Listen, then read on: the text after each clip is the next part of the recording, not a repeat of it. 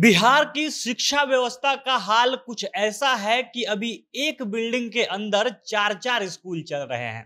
चार अलग अलग स्कूल की पढ़ाई, उनका सारा काम एक भवन के अंदर हो रहा है। और इसमें सबसे बड़ी चौंकाने वाली बात, सबसे ज्यादा शर्म की बात यह है कि एक कमरे के अंदर दो स्कूल संचालित हो रहे हैं।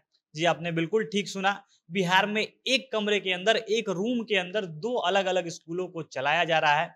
और इतने से ही आप समझ सकते हैं कि अभी बिहार की शिक्षा व्यवस्था का हाल, बिहार में बच्चों की पढ़ाई का क्या हाल है। मामला इतना तक ही नहीं रुकता है। सिर्फ चार स्कूल तक की बात नहीं है, बल्कि 14 स्कूल ऐसे हैं जिनके पास बिल्डिंग के नाम पर, भवन के नाम पर मात्र एक रूम है। उस स्कूल का सारा काम, मतलब कि अलग अलग क्लास, जितने बच्चे हैं, सबकी पढ़ाई, जो भी प्रशासनिक काम है, सब करने के लिए, हर काम को अंजाम देने के लिए इन स्कूलों के पास मात्र एक कमरा है। और ऐसे 14 स्कूल हैं जो एक कमरे में चल रहे हैं। और बिहार के स्कूलों को ऐसी फैसिलिटी देने के बाद बिहार के शिक्षा मंत्री प्रोफेसर चंद्रशेखर का बयान आता है कि बिहार में ढंग के शिक्षक अभ्यर्थी नहीं है, बिहार में पढ़ाने लायक उस लेवल के बच्चे नहीं मिल रहे हैं जो स्कूलों में अच्छे से पढ़ा सके। और इसीलिए शिक्षक भर्ती में डोमिसाइल नीति को हटा दी गई, ताकि बाहर से अच्छे योग्य बच्चे, योग्य शिक्षक उम्मीदवार परीक्षा दे सके, बिहार में आकर बाहर से वो टीचर बन सके। अब बिहार में कहां पर एक ही बिल्डिंग में चार स्कूल चल रहे हैं, कहां 14 स्कूलों के पास मात्र एक कमरे हैं। सारी जानकारी विस्तार से आपको वीडियो में आगे समझाएंगे। और उससे पहले नमस्कार, जनता जंक्शन देख रहे हैं आप और मैं हूं सन्नी मिश्रा। कैमरे के पीछे हमारे साथी विशाल खड़े हैं। बिहार में शिक्षा व्यवस्था का पोल खोलने वाले चार स्कूल जो एक ही बिल्डिंग में चल रहे हैं, ये सारे स्कूल सीतामढ़ी जिले के हैं। यहाँ पर नगर पालिका का एक विद्यालय है और इसी विद्यालय में तीन और स्कूल चल रहे हैं। इन स्कूलों के पास अपनी बिल्डिंग नहीं है, जिसके कारण तीनों को इसी भवन में शिफ्ट कर दिया है। सीतामढ़ी के मुख्य शहर में नगर पालिका का एक मध्य विद्यालय है और इस स्कूल का जो अपना बिल्डिंग है वो इतना भी विशाल, इतना भी बड़ा बिल्डिंग नहीं है। फिर भी बिल्डिंग के अंदर शहर के तीन और दूसरे स्कूलों को घुसा दिया गया है।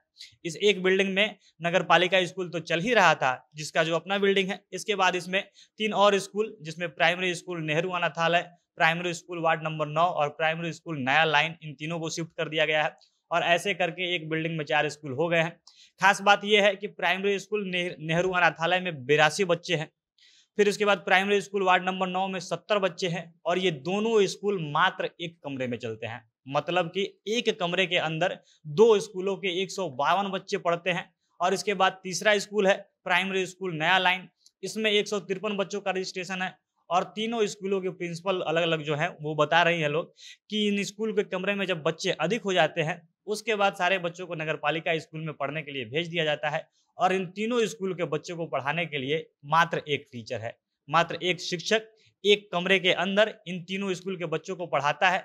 और नेहरू अनाथालय की प्रिंसिपल बता रही है कि उनका जो अपना स्कूल का भवन था वो खराब हो गया, वो जर्जर हो गया। और इसके बाद करीब 3-4 साल पहले वहाँ के जो डीएम थे, उन्होंने उस विद्यालय को खाली करवा दिया और उसके बाद उसको जो नगर पालिका का स्कूल है वहाँ पे जाके चलाने का आदेश दिया। तब से ये स्कूल नगर पालिका स्कूल में ही चल रहा है। स्कूल के पुराने भवन, जो जर्जर भवन है, उसमें अब पुलिस वाले रहने लगे हैं और इस बिल्डिंग को पुराने हालात पर ही छोड़ दिया गया है। नया भवन कब बनेगा यह भविष्य की गर्त में है। हालत इतना तक ही बदतर नहीं है, इसके अलावा भी सीतामढ़ी शहर में ऐसे 14 स्कूल है जिनके पास मात्र एक कमरे हैं। डीपीओ सर्व शिक्षा अभियान कार्यालय के अनुसार नगर निगम क्षेत्र में 14 ऐसे प्राथमिक विद्यालय हैं जिसमें एडमिशन लेने वाले दर्जनों बच्चे और शिक्षकों का काम सिर्फ एक कमरे में चलता है।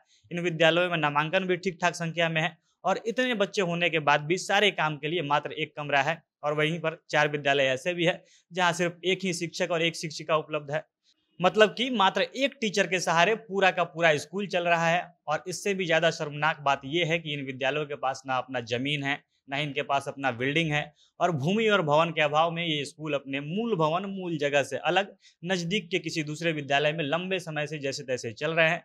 और जब मात्र एक सीतामढ़ी शहर में स्कूलों की इतनी गंदी हालत है, तो आप इसी से समझ सकते हैं कि पूरे बिहार में अगर देखा जाए तो ऐसे न जाने कितने स्कूल मिल जाएंगे जिनका यही हाल होगा। ऐसे सैकड़ों स्कूल मिल जाएंगे जिन पर शिक्षा विभाग का, शिक्षा मंत्रालय का कोई ध्यान नहीं है। इनके पास अपने भवन, अपनी जमीन है कि नहीं, इससे बिहार सरकार को कोई मतलब नहीं है।